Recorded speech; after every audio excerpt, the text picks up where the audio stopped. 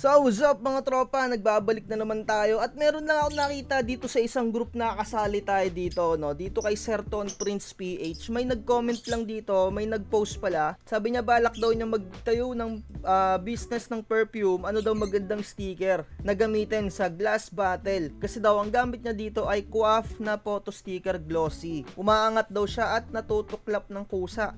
So mapapansin natin, no, medyo mag-glossy talaga yung kanyang sticker at alam ko na meron tong photo top. For sure meron tong photo top na kasi Coaf photo sticker yung gamit niya, malamang gusto niyang maging waterproof pa. Nilagyan niya ng photo top to na Coaf din. Kasi umaangat talaga yung Coaf na photo top. Inuulit ko sa inyo, wag na kayong gumamit ng Coaf na photo top kung gagamitin niyo sa pang sticker kasi umaangat talaga yan. Kung photo sticker lang mismo ang gagamitin nyo sa mga ganitong ay okay na din, pero syempre isipin nyo kung gusto nyo na quality talaga yung inyong mga item, maggamit na kayo ng mga binili sticker, no? Kung gusto nyong budget gaming, Coaf na binili sticker okay din siya, pero para sa akin mas preferred ko talaga iTech na binili sticker kahit hindi mo nagamitan ng photo top, talagang hindi siya nagpipaid. At kung maaalala nyo, meron tayong 1 month test na inilagay natin sa labas yung mga binili sticker natin na eto, no, talagang iTech at Gagmax lang ang nag-survive.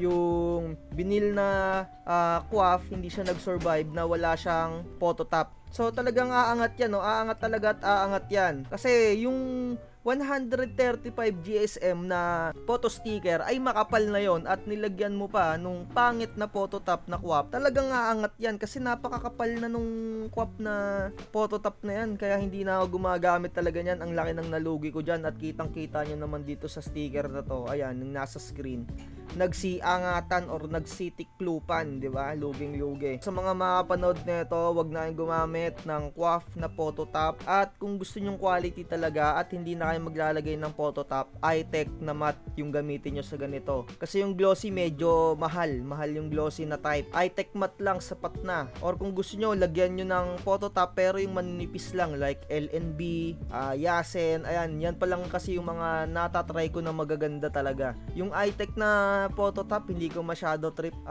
napapangitan ako kasi yung glossy niya na photo top ng iTech, hindi siya ganun ka-glossy. Mayroon talaga siyang parang pagkamat. Kaya hindi ko recommended yung iTech na photo top. So sa Yasen lang tayo. So ayun, sana naintindihan nyo yung at nakakuha kayo ng mga tips. So ayun lang, like, share, and subscribe. Comment down below kung meron kayong mga katanungan dyan, no? Wag na wag magpapabudol kay number 1 printing channel.